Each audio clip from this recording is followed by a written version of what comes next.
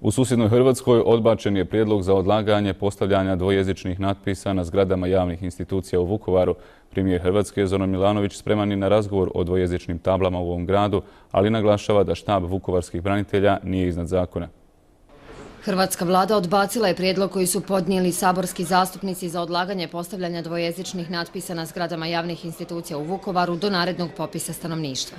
Suprotan je odredbi Zakona o pravima nacionalnih manjina i međunarodnim poveljama o zaštiti manjina i njihovih jezika u Hrvatskoj. Žao mi je, moram to ponoviti, ako nekome smeta, ako se osjeća možda i povrijeđeno zbog toga što drugo pismo, druge nacije, drugog naroda, druge etničke skupine se koristi na javnim zgradama, državnim, kojima je država osnivač u Vukovaru, ali mi tu nemamo izbora. Sustav je dobro posložen, to znači svako onaj ko ne poštuje zakon, zato snosi posljedice.